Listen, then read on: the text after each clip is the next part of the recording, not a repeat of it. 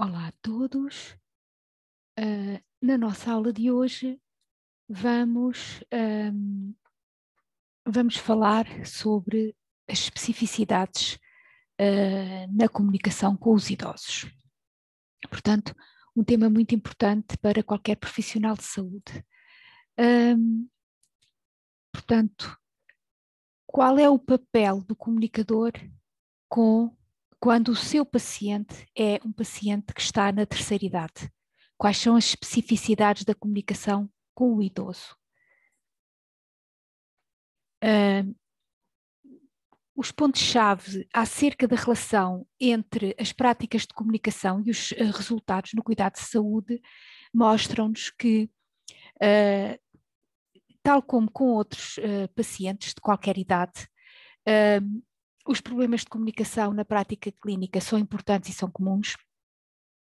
A ansiedade do paciente e a sua insatisfação estão relacionadas com a incerteza e falta de informação, explicação ou feedback, que os profissionais de saúde, de uma forma geral, percebem erradamente o tipo e a quantidade de informação que o paciente pretende receber naquele dado momento, que melhor comunicação significa melhores resultados terapêuticos, que explicar e compreender as preocupações do paciente traduz-se numa redução da ansiedade do paciente, e também que o nível de perturbação psicológica diminui da mesma maneira, e também este cuidado que o profissional de saúde, que o fisioterapeuta tem, não vai tornar as consultas mais demoradas, pelo contrário, vai fazer com que sejam mais eficazes, não só as consultas, portanto, não só a recolha de informação efetuada nas consultas, como depois os aspectos terapêuticos terão um resultado muito superior.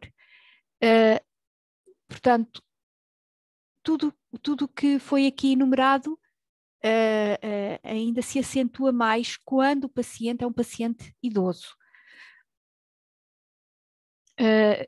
A comunicação eficaz é central para um cuidado eficaz da pessoa na terceira idade, e é esperado que os profissionais de saúde desenvolvam várias competências de comunicação interpessoal e que sejam eficazes também ao nível do coaching, do treinar o seu paciente para que ele seja capaz de lidar com doenças crónicas da melhor maneira, por exemplo. Portanto, a forma como o paciente idoso vê o profissional de saúde, que é normalmente de uma geração diferente, que é bastante mais novo, ou é só mais novo, a forma como ele o vê e tem um grande impacto na terapêutica. Isto é verdade para todos os pacientes, mas para o paciente idoso o cuidado a ter é ainda superior, é maior ainda. A pessoa, portanto, na terceira idade está normalmente está normalmente perante um desafio importante, um desafio central, que é a integridade do ego versus desespero. Pronto, vocês já conhecem o autor Erik Erikson, já falámos sobre algumas das etapas de vida definidas na sua teoria das 8 idades do homem, e a última etapa, que é uma consequência da forma como as etapas anteriores foram vividas, é precisamente integridade do eu versus desespero. Portanto, é um dilema, é uma crise que o idoso tem que ultrapassar da melhor maneira, que basicamente é quando percebe que existe deterioração física devido à idade, quando percebe que o seu horizonte temporal diminuiu, ser capaz de se manter envolvido na vida, ter um envolvimento vital, ser capaz de se manter íntegro do ponto de vista da sua personalidade, ser capaz de se sentir bem e feliz. E, portanto, este é um desafio muito grande. Não entrar em desespero quando percebe que se calhar já não vai ter tempo para fazer muitas das coisas que gostaria de ter feito. Não pode recomeçar outra vez, não é? Ou em alguns casos até poderá recomeçar, mas o mais provável é ser mais difícil de recomeçar. Portanto, as pessoas na terceira idade têm este desafio para enfrentar. E este desafio é um desafio muito difícil, se calhar é um dos maiores desafios que vamos ter na nossa vida, não é? É um desafio, estamos a lutar pela vida, ainda mais. E, portanto, até porque muitas doenças ocorrem, sobretudo na velhice. Também podem ocorrer antes, mas na velhice é mais provável que certas doenças apareçam. Portanto, tendo em vista ou tendo em conta que o vosso paciente idoso está perante este desafio diariamente, tentando manter a integridade do ego, têm que ter especial atenção à forma como comunicam as competências de que falámos, da reflexão empática, a assertividade, a empatia, a escuta ativa, com o paciente idoso são especialmente importantes. São sempre importantes, mas com o paciente idoso são ainda mais importantes. O paciente idoso, portanto, procura obter um sentimento, um senso de coerência e integridade, e quem é bem-sucedido nesta tarefa final sente-se confiante em relação ao futuro, desenvolve sabedoria, portanto, uma capacidade de enfrentar a vida e a própria morte, sente que a sua vida tem significado, sente que a sua vida está, tem ordem, há uma ordem na vida, e sente que consegue aceitar a vida sem maiores arrependimentos. Aceita aquilo que fez e aquilo que não fez, aceita que os pais tenham sido imperfeitos, que a sua vida tenha sido imperfeita, sente que viveu o melhor que conseguiu e, portanto, enfrenta o futuro com otimismo, independentemente das circunstâncias em que se encontre. Mas muitos dos vossos idosos não vão estar assim muitos dos vossos idosos não sentem esta confiança e muitos dos vossos idosos estão mais no polo do desespero. Portanto, muitos podem estar mesmo com dificuldade em enfrentar esta fase porque sentem que não viveram a vida como gostariam de ter vivido e portanto, isso tem muito impacto na forma como se vive o dia a dia. Aquelas pessoas que conseguem, de facto, manter-se com integridade do ego são aquelas que também se conseguem envolver na sociedade, mantêm-se envolvidas na sociedade, seja através de um part-time, através do voluntariado, através do cuidado aos netos, através de cuidados de trabalhos criativos, através de inúmeras atividades. As pessoas que continuam a contribuir para a sociedade e continuam envolvidas na sociedade são aquelas que são aquelas que vão manter uma melhor saúde mental. E, portanto, é também um papel vosso ajudar a que, e isso faz parte do coaching, como vamos ver mais à frente, ajudar a que as pessoas de idade se mantenham envolvidas deste ponto de vista. Não é só para estarem ocupadas, é porque têm, de facto, portanto, um significado maior na ajuda portanto, para auxiliar o idoso a manter-se, portanto, com uma boa integridade do ego. Está bem? Um fator que influencia bastante esta integridade do ego, um fator que tem um impacto muito negativo nas pessoas de terceira idade é o ageism ou idadismo. É um preconceito que infelizmente está muito disseminado na nossa sociedade. Talvez vocês, que são uma geração mais nova, já tenham uma outra perspectiva, mas na minha geração e até nas gerações posteriores, de facto, o ageism foi muito prevalente e isso teve uma influência muito negativa na autoestima das pessoas na terceira idade.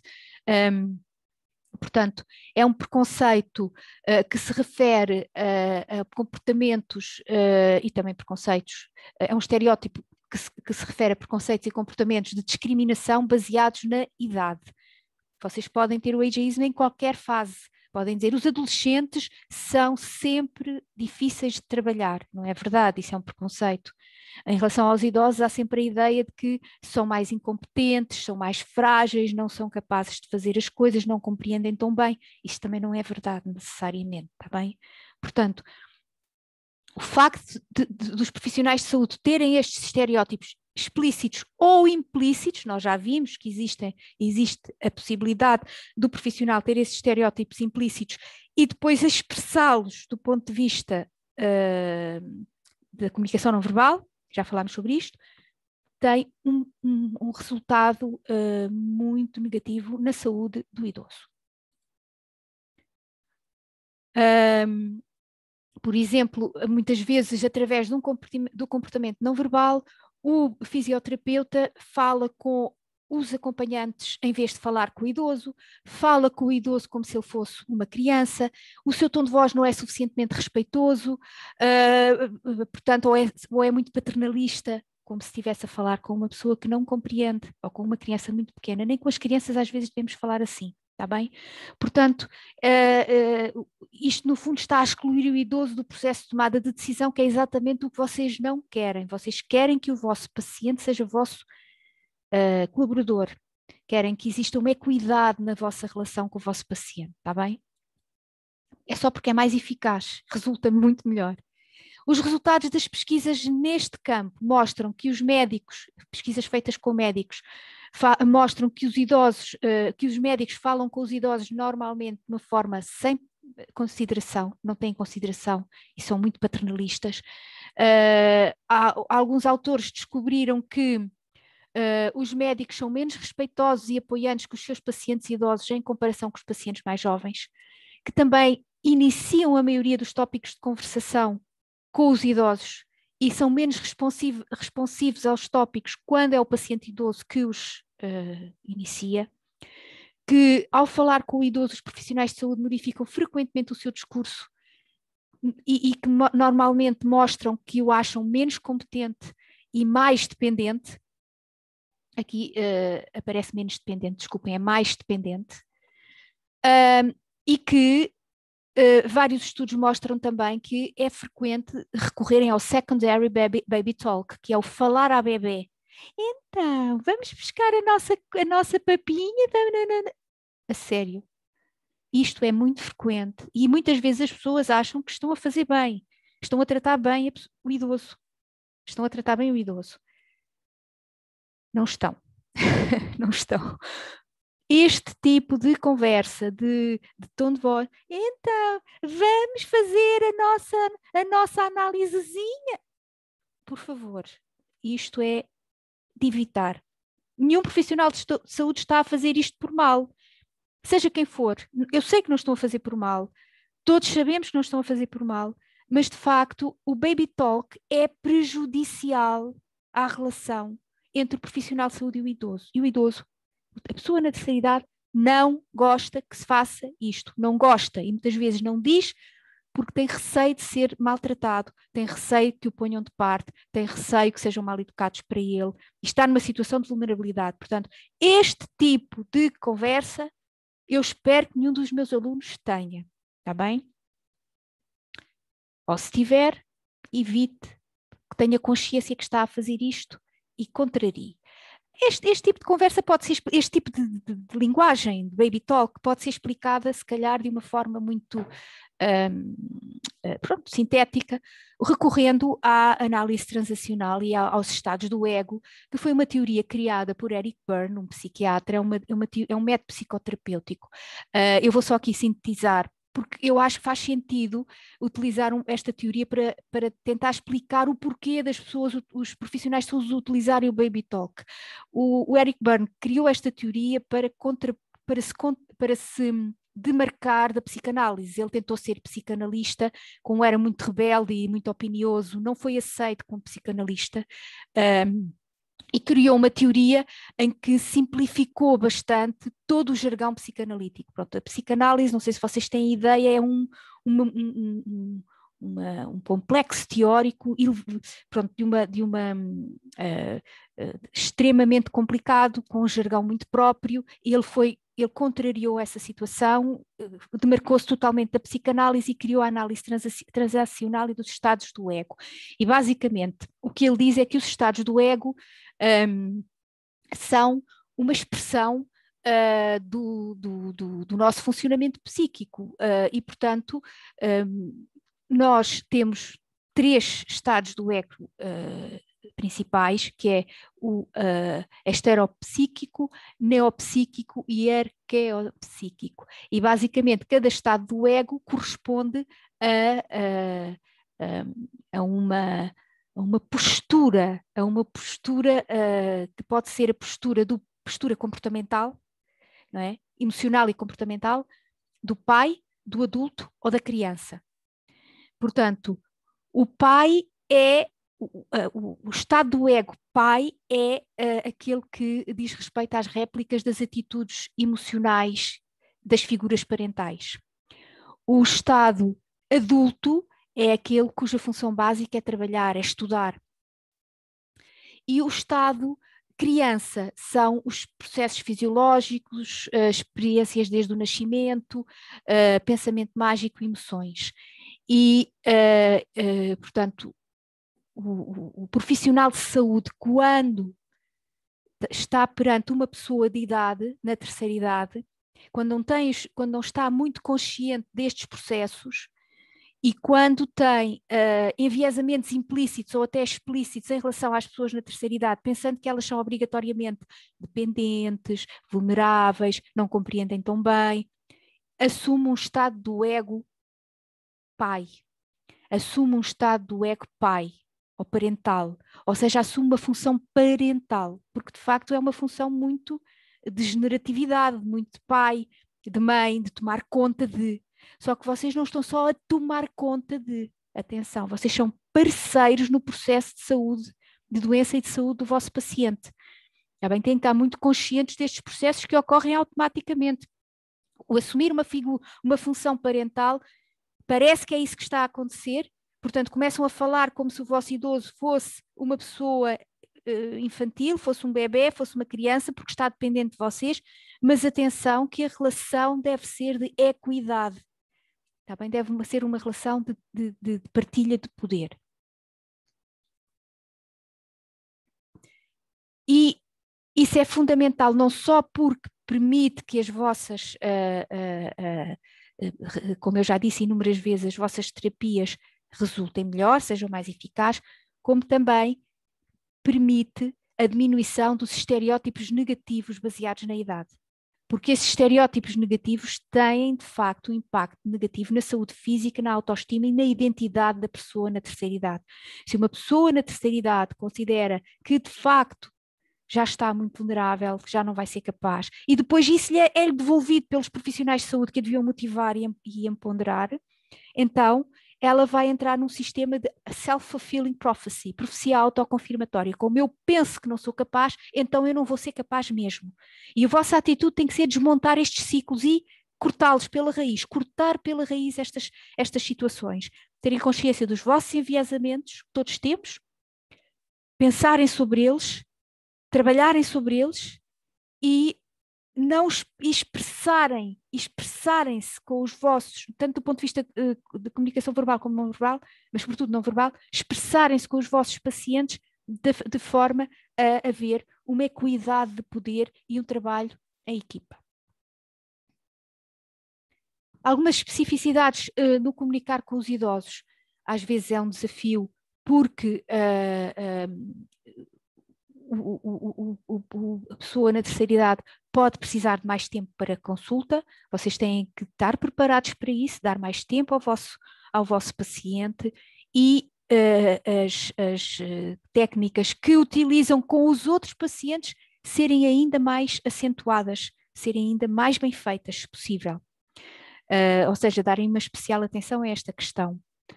Nada de linguagem muito técnica, como já vimos, é mau com todos os pacientes e os profissionais devem ajustar a linguagem de forma a que o idoso os compreenda. Atenção que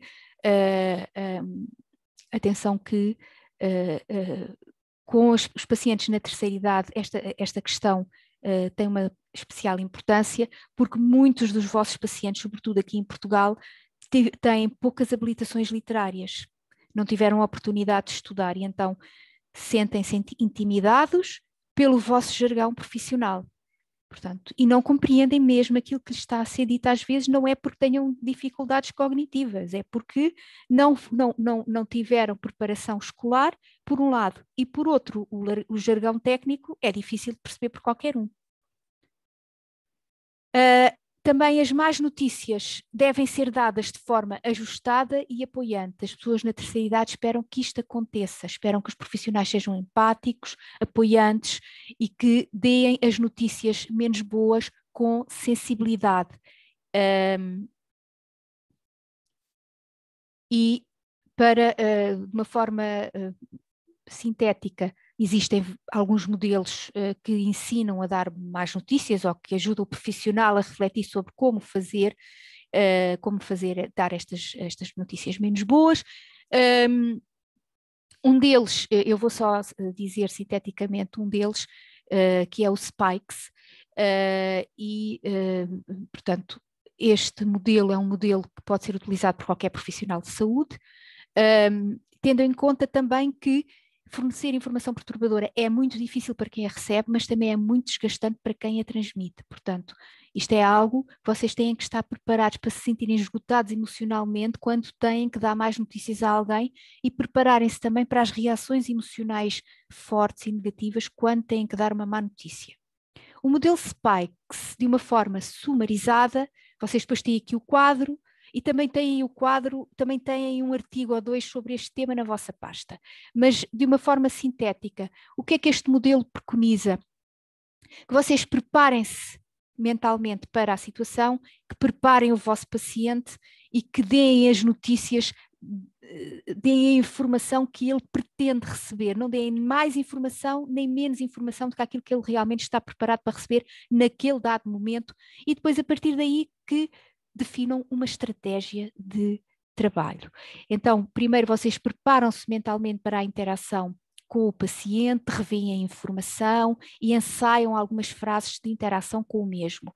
Depois, setting of the interaction, portanto, estabelecem o contexto em que vão fazer essa interação, asseguram que têm um ambiente próprio, que o paciente está devidamente apoiado pela família, que, portanto, têm todas as condições de privacidade, etc. De seguida, vão avaliar qual é a percepção e a preparação, portanto, vão perceber qual é a percepção que o paciente tem da situação, nomeadamente fazem perguntas abertas, o que é que compreende sobre a sua doença, o que é que o médico lhe disse sobre a sua doença, etc. E percebem o que é que ele já sabe. Depois, portanto, no passo seguinte, vão verificar quais são as necessidades de informação que ele tem. Por exemplo, podem dizer uma coisa como se esta doença se tornar séria, o que é que você quer saber sobre a mesma? Depois, quais os conhecimentos que ele tem, knowledge of the condition, conhecimentos que ele tem sobre a doença, portanto, fornece as notícias, as más notícias ou outra informação ao paciente e à sua família com sensibilidade, não despeja a informação de uma forma abrupta, portanto, deve refletir os sentimentos, sinto-me triste por estar a ter esta notícia, por você estar, pelo senhor ou a senhora estar a ter esta notícia, infelizmente os testes mostram que receio que as notícias não sejam boas, e vão perguntando ao paciente como é que ele se sente e vão ouvindo o que ele tem para dizer. Depois, na fase seguinte, é a de empatia e exploração, identificam as emoções do vosso paciente, empatizam com ele e com a família. Portanto, estejam à espera de reações fortes acerca das notícias, em relação a estas notícias, e reconheçam os sentimentos dos vossos pacientes. Por último,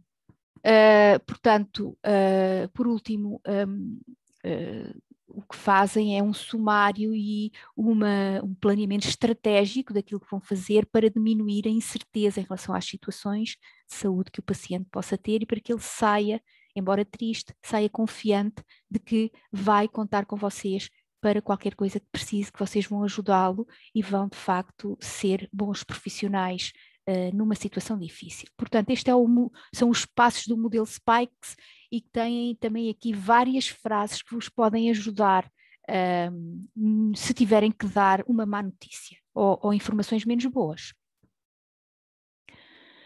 Na comunicação com idosos, há que ter uma atenção especial às barreiras de comunicação, nomeadamente fatores físicos.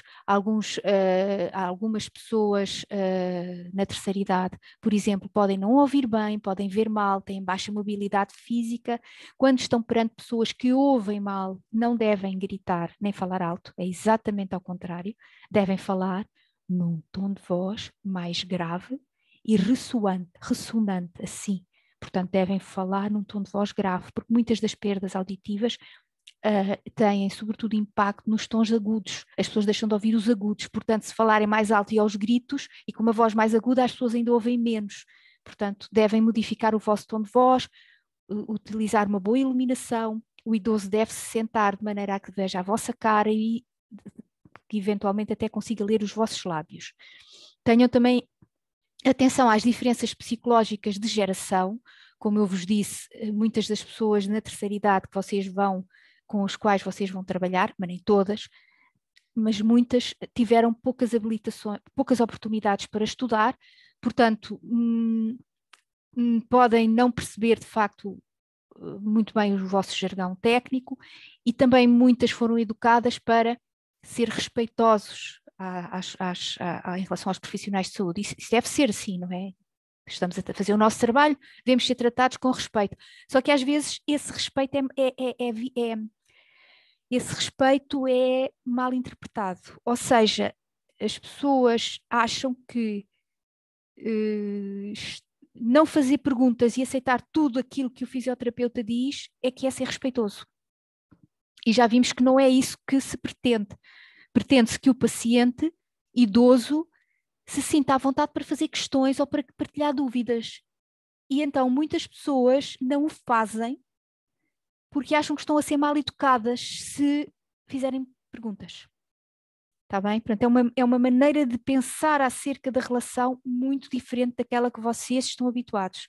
Daí que tenham atenção a isto. Se o vosso paciente estiver sempre muito calado e muito excessivamente respeitador é importante, mas excessivamente respeitador, com aquele respeito que até tem medo de dizer alguma coisa, então têm que se esforçar para ganhar a confiança do vosso paciente e mostrar que de facto aceitam que sejam feitas perguntas, vocês estão lá para esclarecer dúvidas, porque isso interfere muitíssimo com os resultados do processo terapêutico e com a forma como o idoso vai ver o vosso trabalho, como vai avaliar o vosso trabalho. Portanto, às vezes vocês podem ter que utilizar um panfleto, informação escrita. Nesse caso, essa informação não vai substituir a informação verbal, mas é um complemento. Em qualquer das situações devem ser usadas frases simples e as tarefas devem ser decompostas em pequenos passos. Então, estas são algumas das especificidades, dos obstáculos e das barreiras quando se fala no paciente idoso, e vamos ver quais são as competências do papel de comunicador com o paciente idoso. Quais são as 3 principais competências do papel de comunicador com o paciente idoso? Neste caso, quais são as competências que o fisioterapeuta deve ter em mente e deve perceber que são realmente fulcrais quando o seu paciente é um paciente idoso? A primeira é manter relacionamentos e comunicação eficaz. A segunda é o empowerment do seu paciente idoso. E terceiro é o coaching. Já vimos que manter relacionamentos equitativos e estabelecer uma comunicação eficaz é fundamental com qualquer paciente. Com o paciente idoso é ainda mais importante, porque muitas vezes vocês têm também que manter relacionamentos com os familiares e com os cuidadores de maneira a conseguirem implementar as vossas estratégias terapêuticas. Portanto, qual é a descrição da competência? Quais são os pontos principais desta competência? Formar relacionamentos fortes e positivos, ser capaz de comunicar de forma clara e eficaz, tendo em conta a dignidade e o background social e pessoal do idoso. E como é que isto se operacionaliza? Como é que se vê na prática se estão ou não a conseguir pôr em prática esta competência. Quando compreendem a individualidade do vosso idoso, quando respeitam a sua diversidade cultural e estão atentos aos enviesamentos que possam sentir, que são normais, quando promovem relações de confiança simétricas, quando ajustam o tipo de comunicação às características do idoso, quando avaliam barreiras de comunicação, quando usam a escuta ativa, quando permitem tempos extra para o idoso expressar as suas preocupações sempre que necessário, e quando estão conscientes da relação existente entre o idoso e os seus familiares e conseguem mediar possíveis conflitos de uma forma positiva e respeitadora. A segunda grande competência é o empowerment, dar poder a... Portanto, o idoso na nossa sociedade não tem poder ou tem muito pouco poder e cada vez vamos ter mais pessoas na terceira idade à medida que os avanços na medicina progridem, cada vez é mais frequente as pessoas serem grandes idosas, pessoas que têm até muita qualidade de vida, mas que muitas vezes não se conseguem envolver na sociedade. Vocês, enquanto fisioterapeutas, podem ter um papel muito importante no empoderamento, no dar poder ao vosso paciente idoso, não deixar que as famílias o sufoquem muitas vezes e vocês também não terem esse comportamento infantilizador. Portanto, promover a equidade nas relações, no acesso à saúde, permitindo que todos os indivíduos atinjam o seu potencial de saúde ótimo e permitindo também que tomem controlo da sua saúde. E qual é a descrição desta competência? Quando conseguem que os idosos ganhem controle sobre a sua vida, alcancem objetivos de acordo com as suas necessidades e expectativas, como é o caso do Sr. Mário, que queria renovar a carta de condução, portanto, e vocês todos os roleplays incentivaram o Sr. Mário a tentar novamente. Este tipo de comportamento contribui para a qualidade de vida da pessoa na terceira idade, para a sua autonomia, independência e bem-estar. E quais são os indicadores de performance? Como é que isto se operacionaliza? Quando são capazes de adaptar as abordagens educacionais de forma a reforçar as capacidades de coping e o seu bem-estar, quando respeitam as escolhas pessoais do idoso, mesmo que seja preciso mais tempo, vocês devem dar tempo à pessoa na terceira idade, para fazer tarefas e atividades que seja a escolha dele ou dela. A escolha tem que ser do vosso paciente idoso. Muitas vezes já não têm muitas escolhas na sua vida e, portanto, convém que as escolhas das atividades a fazer sejam aquelas que o idoso pretende, mesmo que demorem mais tempo nas consultas ou nas sessões. E a promoção da decisão partilhada com o idoso, não deixarem que as pessoas que o rodeiam lhe retirem o poder de decidir. É o idoso é que tem que decidir sobre a sua própria vida. E terceiro, o coaching. Com tudo isto e com as vossas competências de comunicação, vocês têm um papel de treinador. São treinadores do vosso paciente e muitas vezes das suas famílias. Treinam para ser capaz de autogerir as suas doenças, autogerir comportamentos de prevenção, ser capaz de marcar consultas de prevenção, de rastreio de certas doenças quando necessário, para detecção precoce das mesmas, para que ele mantenha uma boa qualidade de vida, mesmo tendo uma ou mais doenças, ser capaz de gerir essas situações de saúde o mais autonomamente possível. E vocês é que vão treinar. O idoso muitas vezes é o vosso papel, porque as famílias, na maior parte das vezes, assumem os cuidados e não percebem que têm que dar autonomia e independência à pessoa idosa. É o mais desejável possível. Lá está, tem a ver com aquela questão também da pessoa manter a sua integridade do ego. Lembram-se, falámos logo no início deste PowerPoint, manter a integridade do ego também passa por a pessoa se sentir capaz de gerir as situações da sua vida, as situações da saúde, que são tão importantes na terceira idade, está bem? Da saúde e da doença. E vocês funcionam como um treinador, ajudam a que a pessoa mantenha estas capacidades. E, portanto, têm que ser capazes de estimular, motivar e treinar o idoso e os seus familiares para o autocuidado, autoconfiança e também confiança mútua uns nos outros e no profissional. Isto é feito através da relação, já batemos muitas vezes nesta mesma tecla, a questão da relação. de confiança, relação equitativa, partilha das informações, etc. E quais são os indicadores de performance? Devem informar o idoso ou a sua família acerca da sua situação particular, dos seus riscos e benefícios, estimularem a participação social, reparem aquela questão que eu falei inicialmente do Erikson, o envolvimento vital, a pessoa estar envolvida na sociedade e de acordo com aquilo que gosta e de acordo com a sua personalidade, estarem atentos a possíveis sentimentos de insegurança do idoso, acalmá-lo se necessário, estarem atentos aos comportamentos não verbais do vosso idoso, porque aí conseguem detectar muitas situações que às vezes não são expressas verbalmente, já falámos sobre isto, discutir possibilidades de autogestão para que ele tenha autoconfiança, utilizar intervenções grupais, seus familiares e cuidadores quando necessário e mediar conflitos ou situações hostis quando necessário de uma forma positiva e respeitadora. E, para sintetizar, as pessoas na terceira idade têm necessidades específicas, existem barreiras próprias à comunicação, e o profissional de saúde deve estar atento a estas barreiras, deve estar atento a estas especificidades, deve estar atento aos seus próprios enviesamentos para que o seu paciente na terceira idade tenha, portanto, o melhor acesso à saúde numa fase da vida em que às vezes as doenças têm a maior probabilidade de aparecer e que têm um impacto na forma como o idoso portanto, se vê a si próprio e consegue manter a integridade do ego, e, portanto, tudo o que sejam comportamentos no sentido de dar mais poder ao idoso, mantê-lo envolvido na sociedade, treiná-lo na autogestão das suas doenças e nos seus comportamentos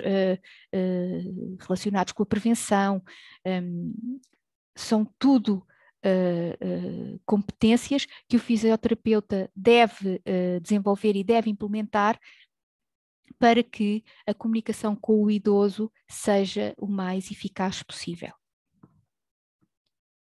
Pronto, tem aqui alguma bibliografia, a maior parte dela está na vossa pasta. E ficamos por aqui. Até à próxima.